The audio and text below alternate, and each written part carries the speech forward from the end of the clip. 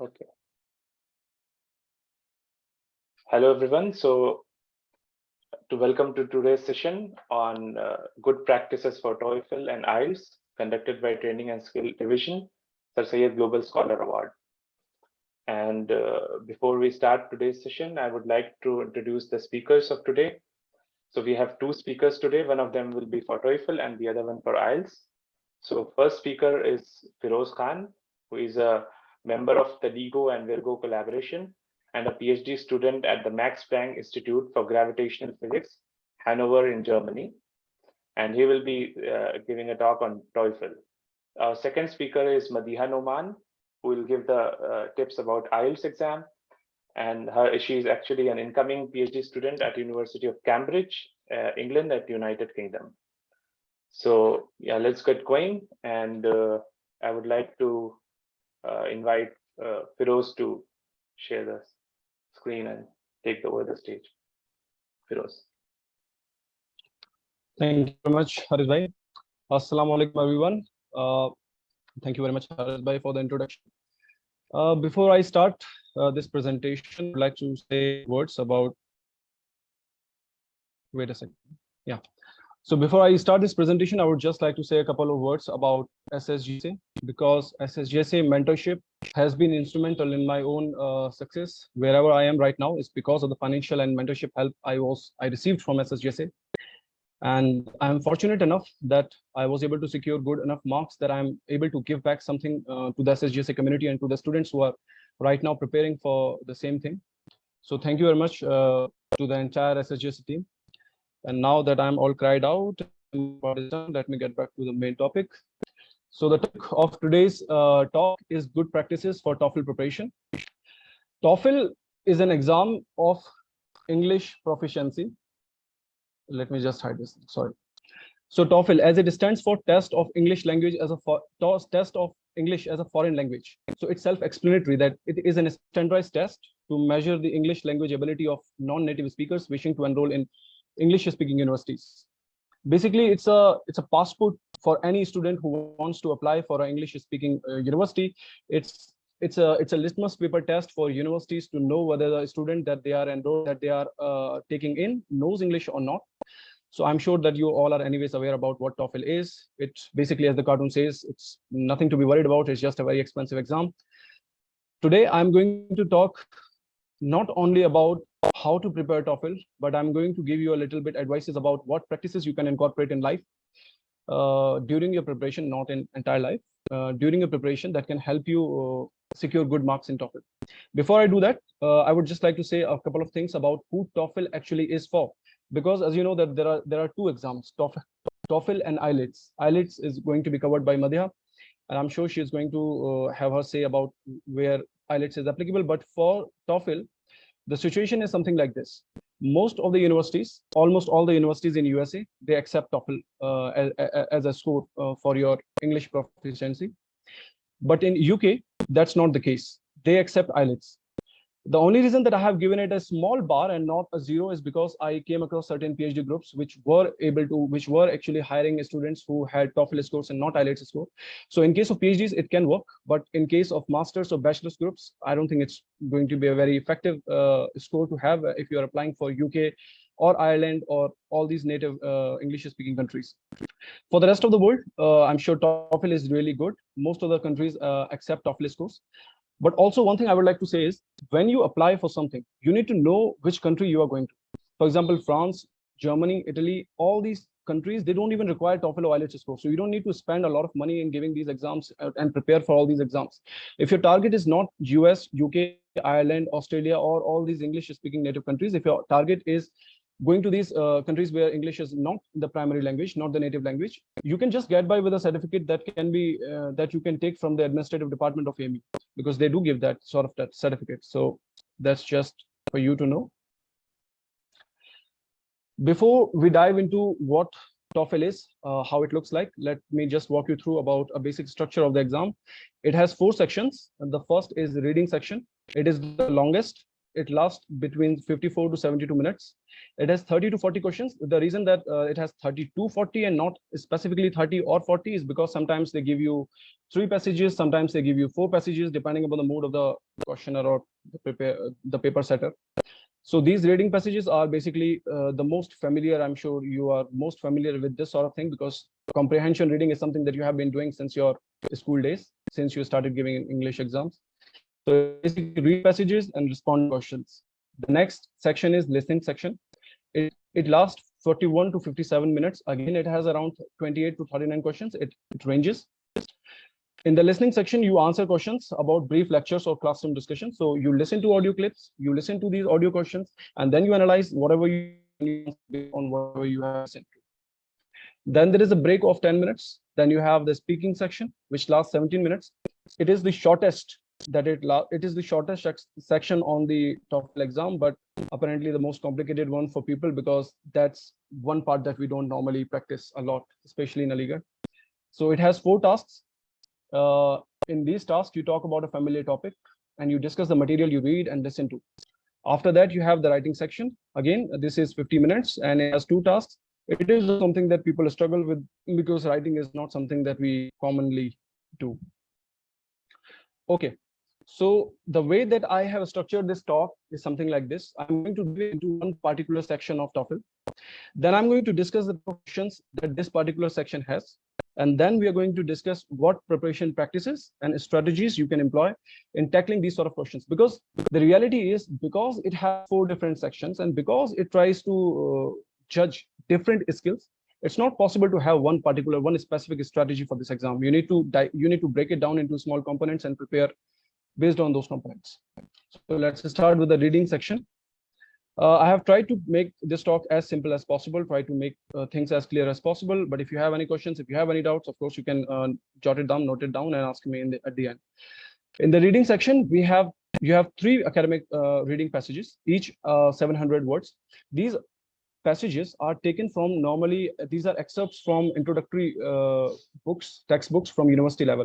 So if you're a student of biology, if you're a student of philosophy, if you're a student of psychology, if you're a student of physics, you're not necessarily going to see topics or passages from physics, from botany, from zoology, from psychology. You're going to see topics from different subjects. But these passages are so introductory that you won't have to worry about not being able to understand the concept.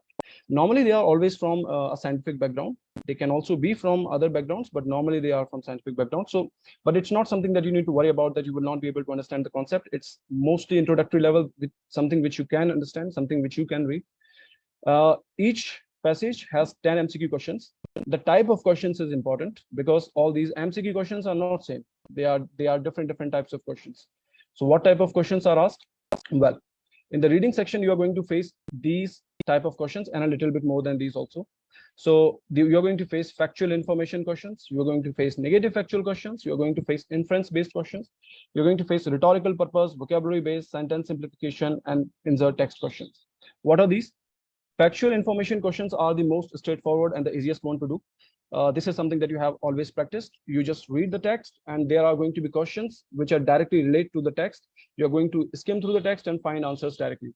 Although all these questions which are going to be asked, the answer to these questions lie in the text. The passage contains all the answers. Maybe they're a little bit tricky, maybe they're a little bit different, maybe they are not directly related, maybe you are not going to just look at the question and then see which word matches which match in the passage. That's not how it's going to work, unfortunately. But all the answers are still present in the passage. It depends upon the question, the way the question has been asked. For example, negative factual questions. In the negative factual questions, what they do is they give you 4 options, and in these 4 options, they ask you which one of them is not stated in the passage. So 3 of them are clearly stated in the passage, but 1 is not stated in the passage. Inference-based questions are a little bit different from factual questions and negative factual questions, because in case of factual questions, they are asked from the text. The answer is directly written in the text. But inference-based questions are those questions in which the answer is implied in the text. It's not directly written in the text. So, for example, if I give you a crude example that a text talks about finding extraterrestrial prebiotic samples in a cave, it implies that life originated from outside Earth, but it is not necessarily said in the text. So these sort of things, these are implied or suggestive things. These are the type of questions which are known as inference based. Then there are rhetorical purpose questions. These are similar to inference based questions, but they always have why in them. Why is it like, why the author is, why that? When they have why in them, they are rhetorical purpose questions. Then you have vocabulary based questions. So in vocabulary based questions, you will be given a passage and a word will be highlighted, and you will be asked what is the meaning of that word. So normally the greatest problem that people have, and the greatest fear that people have while preparing for TOEFL or IELTS, is that they think that they need to understand, they need to learn all the words under the sun. That's not really the case. You don't need to learn all the English words under the sun. You just need to focus on academic vocabulary.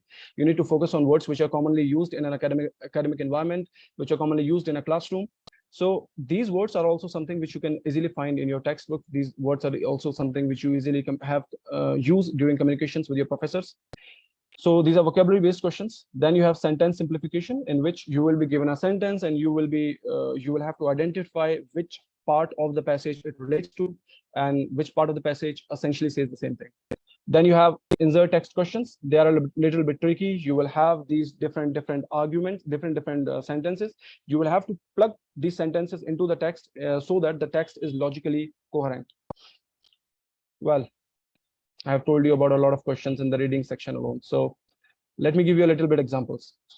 For the negative factual questions, you can see that these are questions, for example, according to the which following is not true. The author mentions all of the following except. These are the type of questions which are negative factual questions. Basically, they're trying to ask you which of the options is wrong. So 3 are going to be correct, but 1 is not. On the left hand side, there is an example of a question. There is a passage. Then from this passage, there is a question: how did scientists determine that large meteorite had impacted the Earth? Now, the question is directly asking something that you can glean from the passage. If you read the passage, you will be able to understand the answer to this question. So these are factual based questions, in which the questions start with according to the paragraph. Paragraph X answers which of the following, and like some similar like this. Then all other things that I have talked about: inference, rhetorical, vocabulary. Inference based questions will start with like which of the following can be inferred. The author of the paragraph implies. Like I said, inference based questions means implication. Rhetorical always starts with why. I don't expect you to memorize and know which question is which. That's not the purpose of this talk. The purpose is to get you familiarized with the structure and the difference of questions which are present in a test. So you don't necessarily restrict your preparation to one particular type, so that you have a diversity in your preparation and diversity in understanding what sort of questions you should expect. For example, this is a vocabulary based question. So the word that they are asking this question is the word pose is closest in meaning to. Pose word is used in this sentence. So pose is something which, like if you read normally, you would know, but normally these are not the words that you can glean from context, because these are supposed to be some words that you should know. So they are designed in such a manner that you should not be able to tell just by context. Maybe in some cases you might, but in most cases you won't. So you need to have a good vocabulary. When I say good vocabulary, I don't mean everything under the sun. Just look at this chart. For example, academic vocabulary is what you are expected to know is words like arbitrary, capacity, fluctuate, relatively. You're not supposed to know words like cadence, monopolies, like these words which are specific to particular subjects or particular fields. You are expected to know generic academic words. Okay, so what should be the strategy for reading section? One strategy is that when you have a passage available to you, you skim through it. What do I mean by skim? What I mean is, if you look at this figure on the bottom, when you have a passage in front of you, you read the first paragraph, and then you read the first line of each subsequent paragraph, and then read the last paragraph, and try to glean what is the main idea presented in this text. And on the second try, you try to read it carefully and connect both the things. Normally, when you're trying to answer questions quickly, it's skimming words. When you're trying to glean what is the main idea, when you do this, you always know the main idea. But if you're trying to answer which are much more hidden in the text, you're trying to answer about supporting details, then you need to do the second try and read it carefully. So what you should do is skim through the text, skim through the passage, and try to create a chart. Try to visualize the idea which is presented in the text. The more visualization that you create, the more easier it is for you to connect different ideas. So in a passage, there are going to be many different ideas. The first paragraph is going to talk about something, then the second and the third are going to give you supporting details, which could be a little bit different from the first one that it talks about. So it's much easier if you just create a chart sort of a thing. If you have a topic, the main idea, and then you jot down what are the supporting details in this passage relating to this main idea. And usually the questions are always targeted towards the main idea and the supporting details. So this is one good way of one good strategy of tackling a reading section. When you have done this sort of thing, you would be able to tackle most of the questions, and because you will have a better understanding of the text you have in front of you. Then other tips, not strategies, actually these are some tips. Don't select an option just because it contains words or phrases from the passage. So normally what people do is they will read a question and then they will skim through the passage and they will try to see, oh, so the question asks about fires. Where is the fire word written? Fire, fire, fire. Oh, there it is written. Let's read this part only. So don't do that. Don't read the options also, which relate to the same thing. Read the whole thing. Evaluate each option to determine if it's correct. Then third, of course, it's very important to have a strong base of academic vocabulary. What you can do is try to read scientific articles, try to read newspaper articles, scientific articles which are present in newspaper. So most of these articles will be using a vocabulary which is similar to the one which is usually asked in TOEFL exams. Make a notebook, try to note down all the words that you don't know in these articles. And also it will be really helpful for you if you could just not just read through an article, but try to visualize the concepts which are present in the article, try to make short notes, try to connect things between different parts which are given in the article, because it will help you overall in the preparation of TOEFL.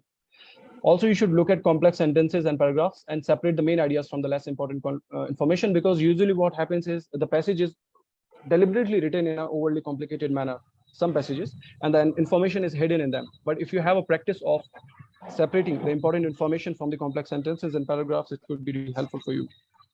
Okay, so these are some things which I personally used to do.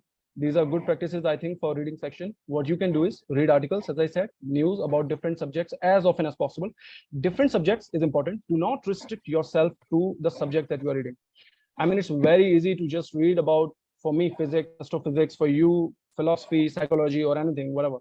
So it's very easy to read about your own subject and much easier for you to understand and connect the dots. But when you have the habit of reading about different subjects, it will expand your mind. It will help you much better when you read something different during your exam. Anything you read, take notes, take short notes on what piece of information is important or relevant, and analyze the text to understand its main idea. That's very important. The more you practice this thing, the easier it will be for you during the exam day. Isolate the idea supporting the main idea of the article. Whatever article it is, try to isolate what is the main idea. Master skim. If you want to go through comprehension part, reading sections easily and fastly, and you want to save your time, you need to master skimming. The better you are at skimming, the easier it will be for you. I personally use this thing. There is an app on Play Store, Magoosh Vocabulary Flashcards. So it had like 300 to 500 words, I've forgotten, but it was quite useful for me personally, because it was like just, doing that Instagram reel. So it will be just like sliding up and down, and just whenever I could find time, I would just flash up and down and memorize a little bit more. So flashcards really do help, and even if you don't remember the word, if you see the word, you will be able to connect the dots somehow. Okay. So moving on, this was all about the reading section. If you have questions, again, you can ask me at the end. Then we have the listening section. Listening section is designed to measure the ability to understand conversations and lectures in English. So the idea is they want to know whether you will be able to sit in an English lecture room and will be able to understand the lecture, will be able to communicate properly, will be able to understand whatever is taught to you. All these things are part of your life which you're going to have in an English speaking environment. So that's what this section tries to judge you on. It has 5 questions.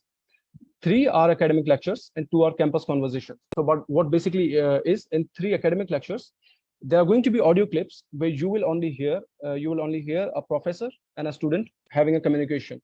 So this communication could be about anything, but mostly it's about the conversation about any subject or anything related to a subject. So you will listen to this conversation, and once this conversation is over, you will have 6 questions to answer. The problem is you're not going to be able to go back and listen again. So this is the tricky part. And in this part, you need to be extremely careful, because of course you're not going to be able to memorize and know everything and remember everything from the audio clip that you are going to hear. So here your note taking skills become the most important part of taking the exam. The better you are at taking notes, creating short notes, specific notes, the easier it's going to be for you. The two other questions are campus conversation. So it could be about one person and another campus employee, a secretary or a gym coach or somebody like this. They are having a conversation. They are discussing something. For example, in my time, I remember that there was a question in which a team player is coming to her coach and they are having a discussion about her absence, and he was telling him what had happened while she was absent. And then the questions were, why did the student come to the coach?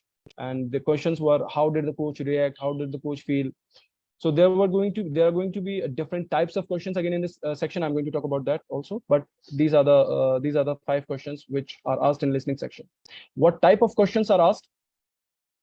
There are gist-based questions, detail-based questions, function-based questions, attitude-based questions, organization-based questions.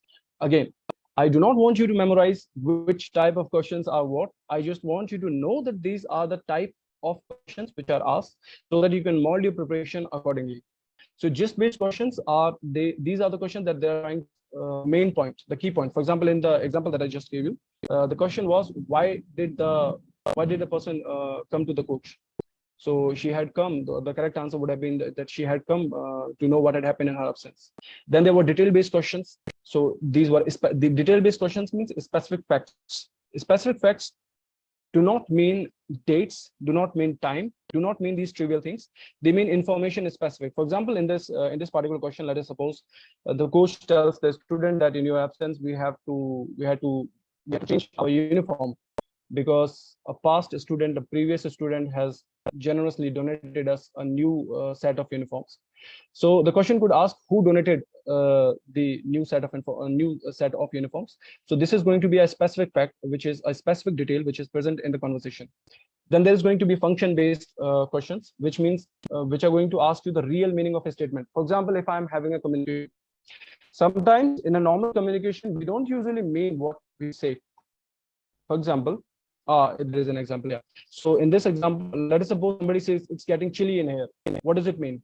Maybe it depends on the context. Actually, it could probably mean that could someone close the window? Maybe he's trying to ask somebody to close the window. Or let us suppose that the student tells the coach that I'm so sorry, I had to miss the practice. I had to go because I had to meet my family. It had been a very long time.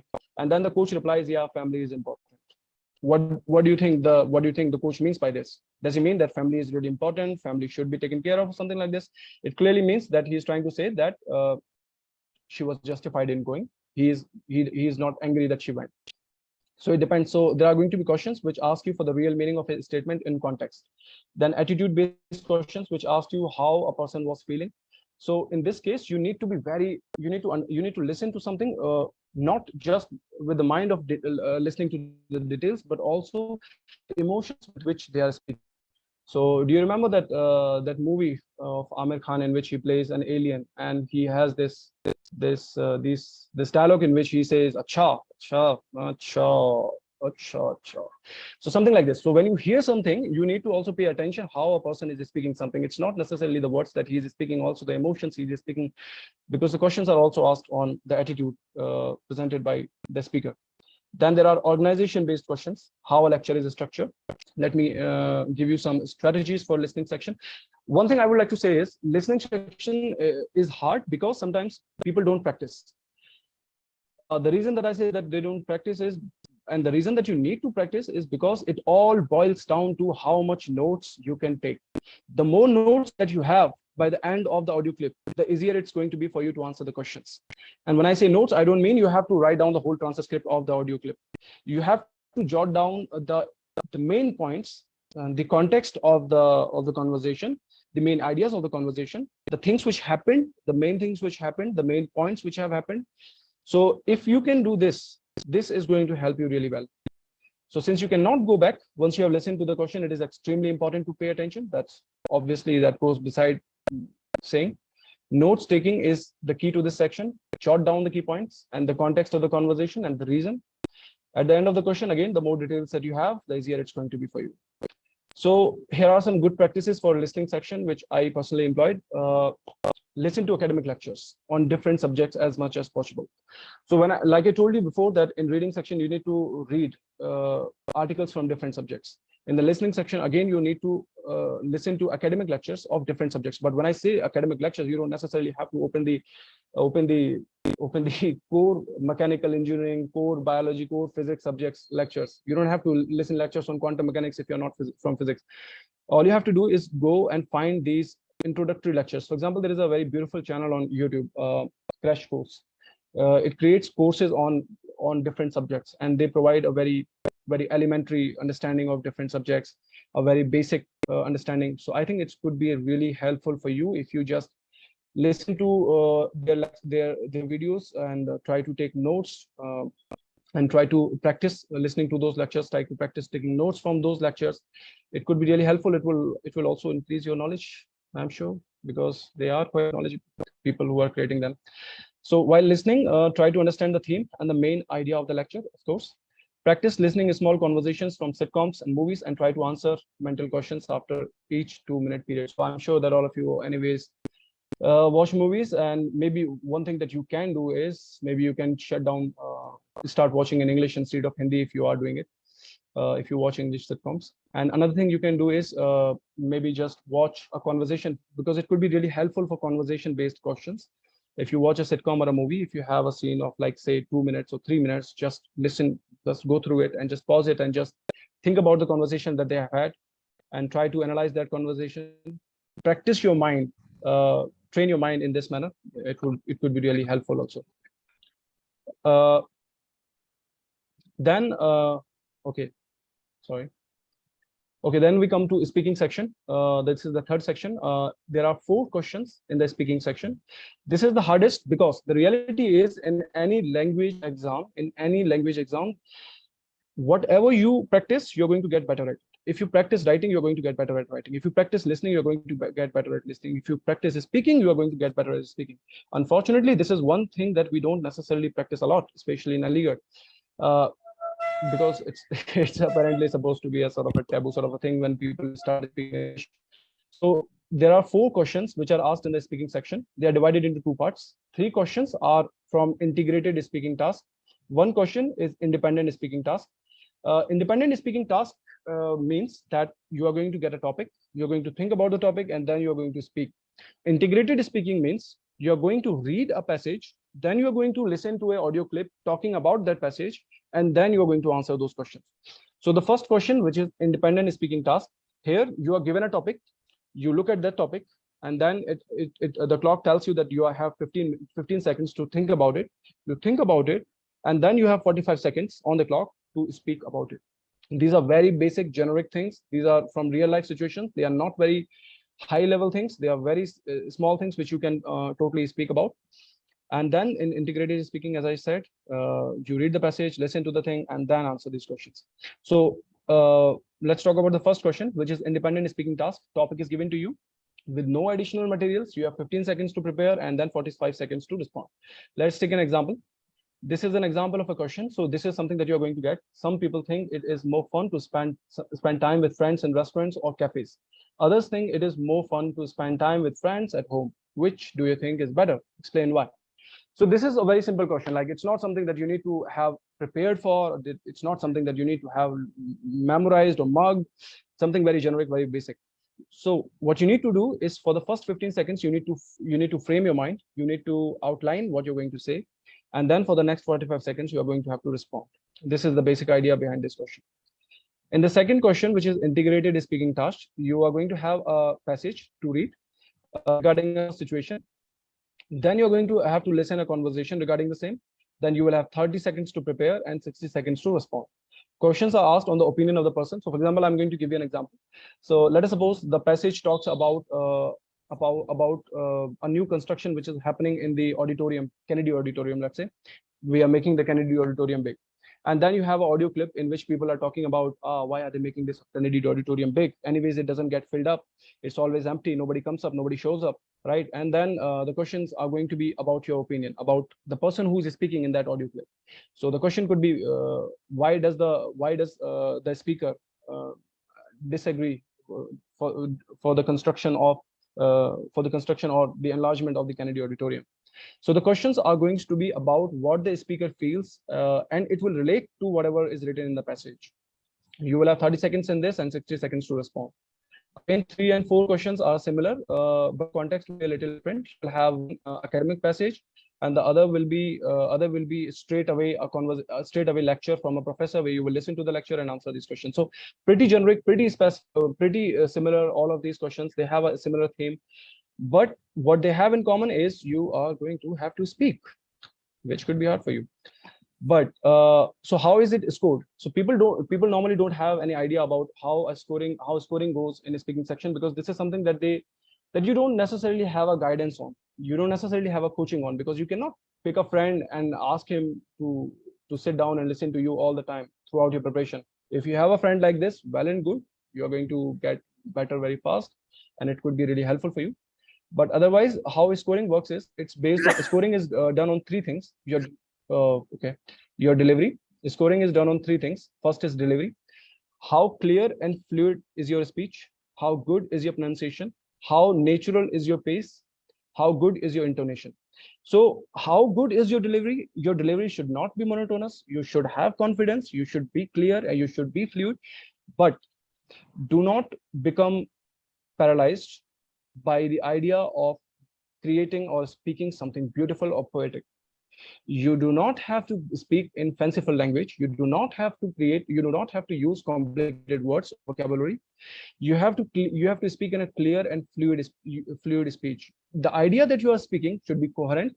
It does not necessarily have to be fanciful. The second thing that you are judged on is the use of language. Use of correct grammar is, of course, very important. Vocabulary to express your ideas is, of course, very important. Again, you do not need to master entire grammar. You do not need to know all the rules of grammar, but the basic understanding of grammar, she, he, his, her, was, this, that, did, the basic things, you need to know those things. Otherwise, yeah, you're going to get not good marks. Then topic development, how fully you answer the question. The question is asking about something and you are asking about a totally different thing.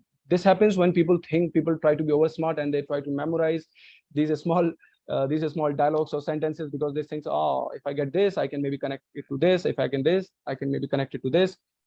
Don't be over smart, because they are not trying to hear you speak in a monotonous way. They are trying to hear you how you speak. So how fully you answer the question, how clearly you express your ideas, how well you connect the ideas, these are the important things on which your scoring is based.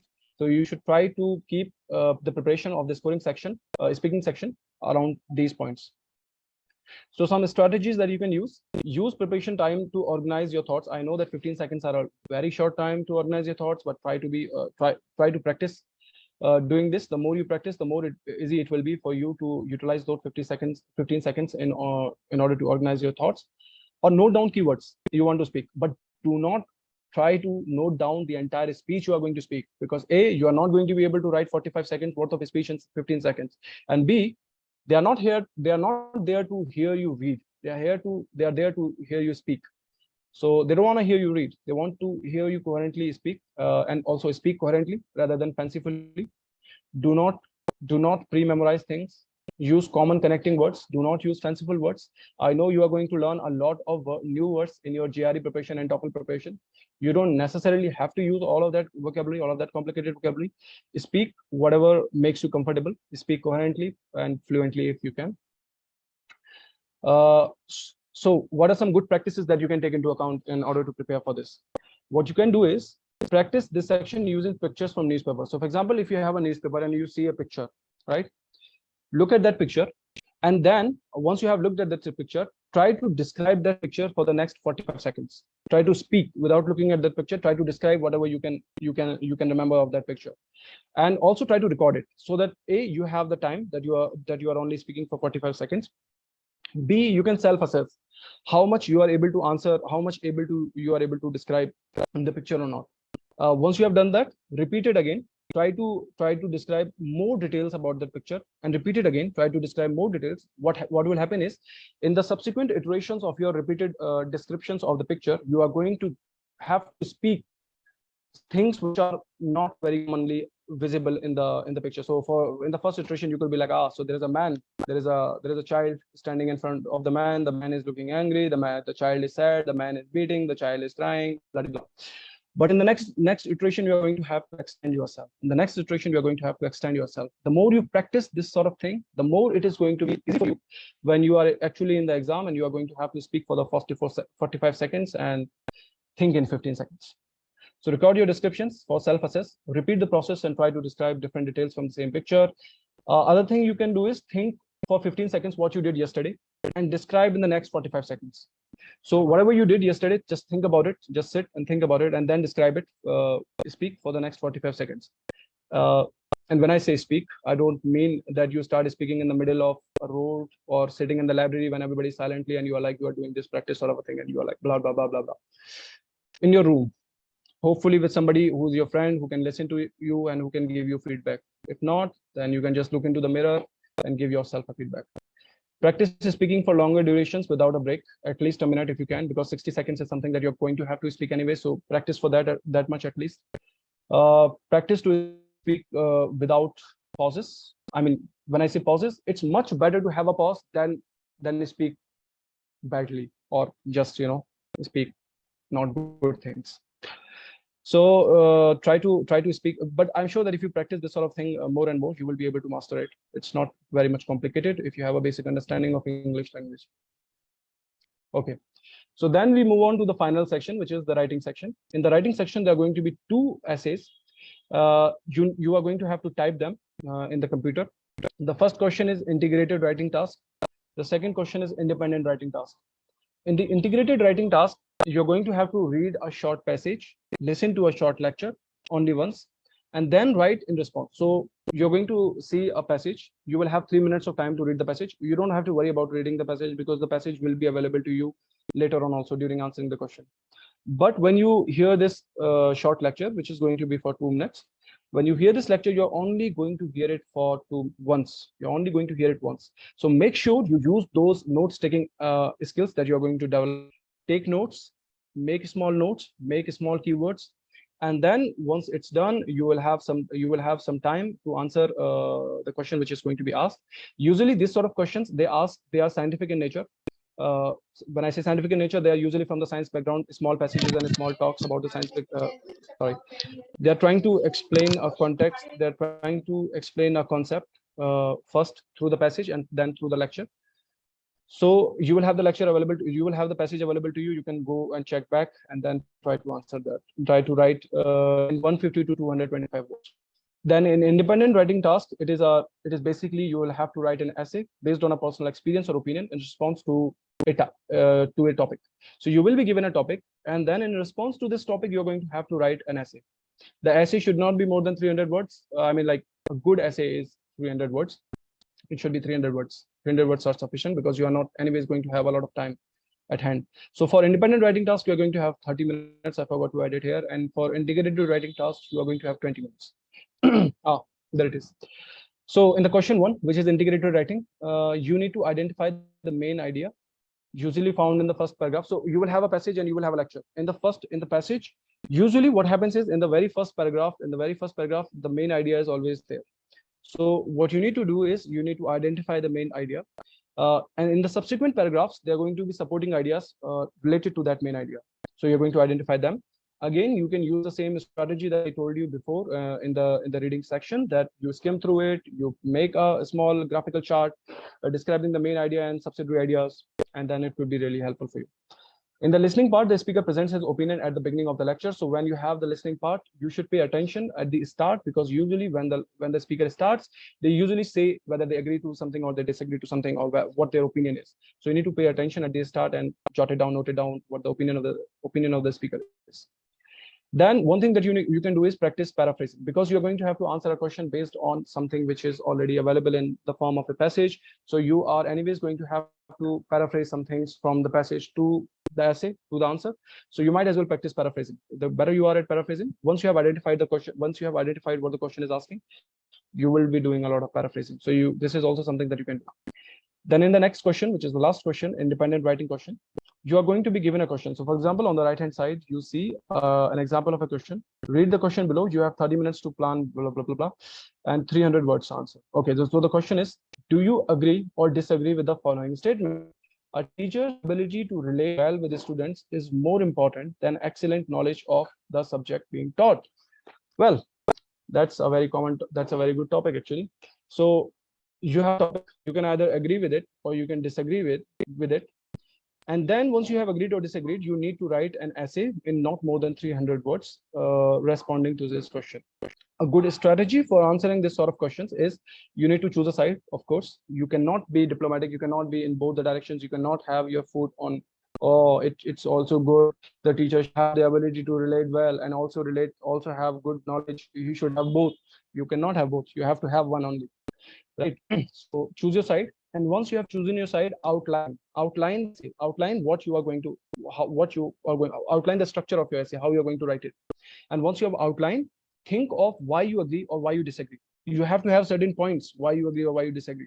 Say you think that the excellent knowledge is important because there are many teachers who relate well, who are very good at making jokes in the class, being very relatable to the students, but they don't know anything. So that doesn't help students in the long run. So you can have a lot of points. So whatever points you have, note down the points that you have, and then based on those points, give specific examples. Because in this question, the most important thing is giving examples.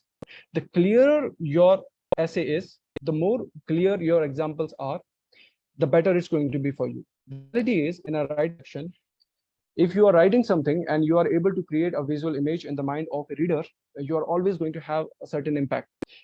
It's always going to leave a much more impactful image than something which does not. That's the difference between a literary work and a scientific work, because when you read a scientific work, it doesn't create a lot of visual images. When you read a story, it does. That's why it's much more interesting to read. Anyway, so it's always good to use specific examples about the points that you agree on or disagree on. Whatever points that you have, use specific examples. You can give examples from your own personal experience or generic examples, and write visually with those examples. These are the strategies for speaking section. Now, finally, for the resources part, there are a lot of resources that you can look at. It depends upon person to person, to be really honest. There are some people who are very good at English. They don't need much basic preparation, so they can just head down directly to the sample test papers and they can just practice. Then there are others who do need to learn a little bit of grammar, who do need to a little bit much more guided experience than the most advanced people. So it depends upon the person to person, but officially these are the 3 books: The Official Guide to TOEFL from ETS, Official TOEFL Ability Test, Volume 1 and Volume 2. There is actually a subreddit. If you guys are on Reddit, there is a Reddit subreddit on Reddit, TOEFL Advice, which has a really good page on recommendations for TOEFL, which is good. Has all the material that you need for the preparation. One thing I would like to say is that the more you practice, the easier it's going to be for you. Anything that you do in this exam, it all boils down to how much practice you have. As I have explained this exam right now, so many different parts, so many different questions, so many extensive questions. When you sit there for 3 and 4 hours and give an exam like this, your brain is fried. Your brain is practically fried. So you need to have a practice of sitting down for 3 to 4 hours, and you need to have a practice of being able to sit that long, think that long, produce quality work that long. That can only happen if you have a sufficient practice. So I would suggest you to give as many sample tests as possible. Same goes for all other standard tests, actually, for ILMO, GRE, and all these tests. Same goes for practice properly, not just isolated components of the test, not just one section. No, go through the entire test as much as possible if you can in one sitting. The more you do this, the easier it will be for you. Thank you very much. This is it for me. If you have any questions, please feel free to ask. And now we invite the next speaker, who is Madiha Noman, who will give the talk on Ielts. Madiha, stage is yours. Thank you so much, Manisbhai. I'll just quickly share my screen. I understand a little short of time. Please let me know if you can see it. Yeah, we can see you. Yeah. You can see the slides. So, Assalamualaikum everybody. I will be taking the Ielts session today.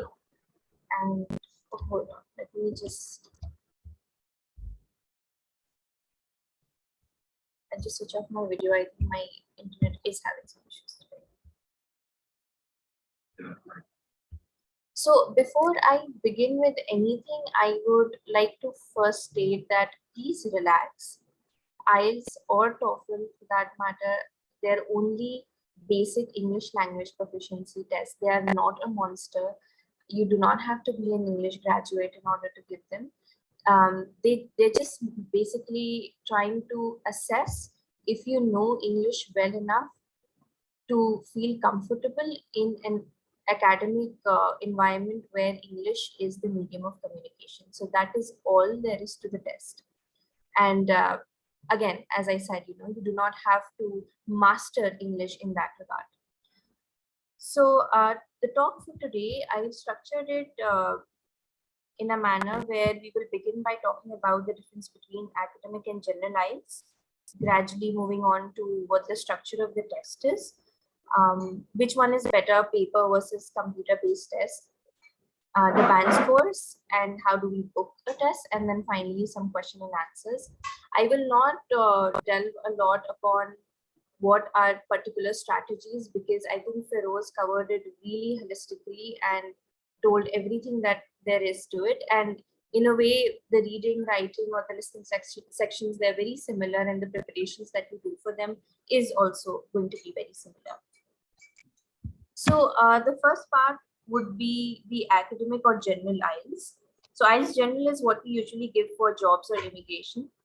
But since we are planning to study abroad in countries that use English as a medium of instruction, we are more concerned with Ielts academic, and this is what we are going to be talking about today. So whatever is coming next would be based on academic Ielts only. There's also another category called Ielts UKVI, that is Ielts UK Visa and Immigration. That video records the whole test. Please let me know if I'm audible. I request everyone to please unmute yourself because there's some background voice coming. No issues. So another category is the Ielts UKVI. That video records the whole test, but for the purpose of academic and studying abroad, Ielts academic is sufficient, and that should, fulfill the purpose. What is the structure of the paper? The Ielts test is divided into 4 sections, as you can see on my screen. The first one is the listening. The section is of 30 minutes, where 4 recordings are played. And then a 10-minute time is given, which is known as the transfer time. That is given at the end for you to transfer your answers onto an answer sheet. Something to remember during the listening task is that the recording is played only once, and this is something that was also mentioned. So in case if you miss something, it is best to move on to attentively listening the rest of the recording rather than trying to recall what was said before. This is a mistake that I made while I was giving the test. The second section would be the academic reading. This section is of 60 minutes and has a total of 40 questions. And because we're giving Ielts academic, these passages are either scientifically based or they have some academic theoretical grounding in them. So if you've given any competitive exams, either by NDA, whether CAT or UGC NET or TISMAT, the reading section is very similar to it. You have passages where you read them and give the answers to the questions that are asked. The third section is academic writing, which is again 60 minutes in total and is divided into 2 tasks. In the first task, you're given a chart or a table. You could be given a graph or any diagram, and you're supposed to describe the data in a paragraph of 150 words. This task is 20 minutes long, and this carries lesser marks than the second task, which is of 250 words. And in that, you have to justify or give an argument for or against a motion, very similar to what you do in a debate. The fourth section is speaking, which is 11 to 14 minutes. This part is usually kept on a different day than the rest of the three tests. So your listening, reading, and writing would happen on a separate day together, and speaking would be on a separate day, which is a face-to-face discussion. Again, I repeat, I'm using the term discussion. This is not an interview. You're not an interviewee. This is more or less a conversation that you're going to be having with a trained IELTS practitioner. So this particular section, the speaking section, is divided into three parts. The part one would be general questions, where the examiner would ask you about anything, any personal questions, maybe about work or your family. I was asked what I was planning to study further. The second part, they will give you a prompt, a card is given to you, and you get 60 seconds to prepare or to structure your thoughts, followed by 2 minutes of you speaking on the same topic. And for part three, there are more questions that follow that are connected to the topic that you're given in part two, where questions that deal with abstract ideas are given. So speaking about my personal experience, I was given the topic my ideal day at a beach. And my follow-up question was something along the lines, if I recall correctly, between a child and an old man who would enjoy spending more time on a beach. So these would be the sort of prompts that would be given and the follow-up questions that would be asked. The third aspect is computer versus paper-based IELTS. So before I begin to describe the differences, please know once and for all that the level of difficulty in both the tests is absolutely the same. The tests are absolutely the same. The mode differs in the sense that one is you give through paper and another through computer. Coming to the difference, the reading, writing, and listening sections differ in the mode. If you are opting for a paper-based test, you will be filling all your answers on a paper versus doing it through screen if you're opted for a computer-based. The speaking section, however, remains the same. For me, I went for a paper-based test because I personally felt like when I was typing, although I am not a very fast typer and neither I'm a slow typer, but I was misspelling a lot of words and you would not have the red line that you usually have on a Word document.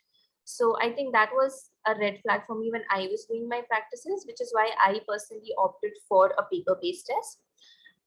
But you need to make sure that you're giving your paper, if you're opting for a paper-based IELTS test, you're giving it prior because the results take longer to come. I think it takes 13 days, minimum of 13 days for you to get your results. Whereas if you're opting for a computer-based, you'll get your results in 3 to 5 days. Now, what are band scores? So if you are going and if you're targeting good universities, your band scores should ideally be in this category of C1 and C2. There are many applications when you're filling that ask you about the CFR ranking also, which is the Common European Framework of Reference, wherein C1 and C2 is considered as a good score, which is 7 or higher band. So IELTS is of 9 bands, and if you're getting 7 and higher band, this is what I would personally say that you aim for 8 and higher to be on the safer side. But C1 and C2 proficient user is what we are aiming for when we are giving our IELTS exam. How to book the test? So from previous year, IELTS was before it was conducted through the British Council, but they've lately changed it to conducting it through the IDP India. Just hold on, let me share my full screen. And so you can go to the Ielts IDP India site. And if you see here, this is how it would look like. You can select the type of test that you want to give, whether it is your computer delivered, your pen and paper. So if you choose pen and paper, you can choose if you want academic or general. You can select the city in here. Let me just go with New Delhi South. And here is how it would look like. You'll get the slots. the availability of them, and you can choose which slot suits you best. So I would suggest a nearly 2 weeks time gap when you're booking the test, so that you have ample time to share. And they also send IELTS. They also send the textbook for you, the Cambridge IELTS preparation, which has sufficient mock tests in them. And honestly, those tests are sufficient for you to practice on and get a good idea of what IELTS exam is about. You do not really have to buy a lot of resources.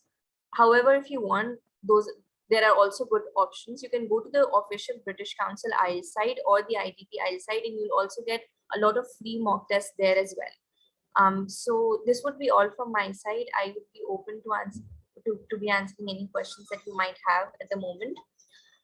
For the strategies and tips, I feel a lot of them have been covered by Firoz, but some things that I would like to highlight is give due importance to the speaking and writing sections, mainly because speaking and writing are two aspects where you are actively producing language.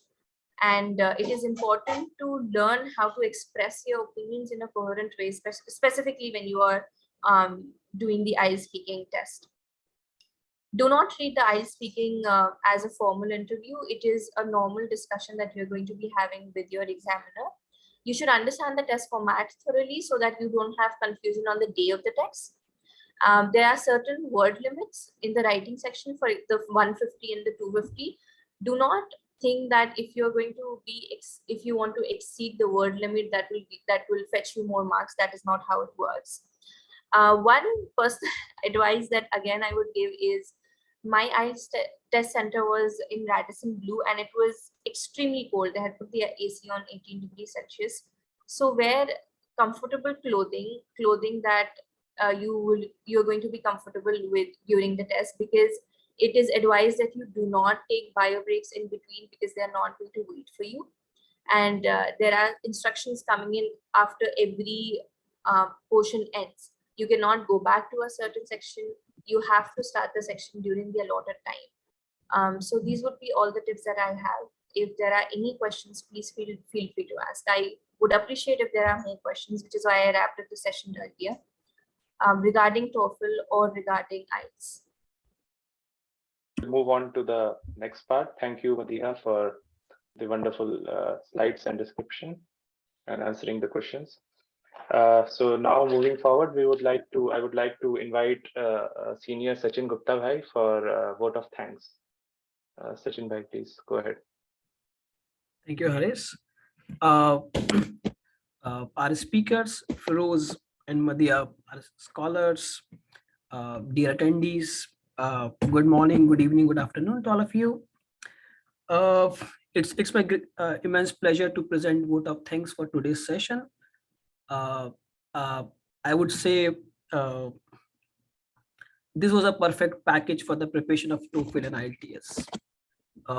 I mean, this is what basically SSGS is all about. The best people with best thoughts, and like they're specialized people. So thank you very much, Firoz and Madiha, for taking our time. I would also like to thank Haris and all the TSG team for organizing such a great event.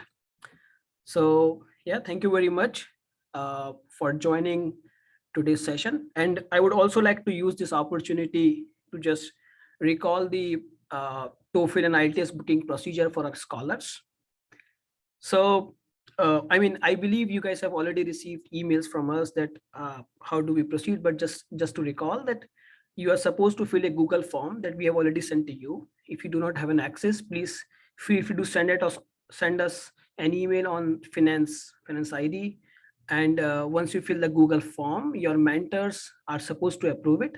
And once we have the approval, we will be booking the test for you. So thank you very much again, our speakers, Haris and other people. Thank you. Thank you very much, Sachin Bhai. And with that, we end today's session, and thank you everyone for joining us. See you all later.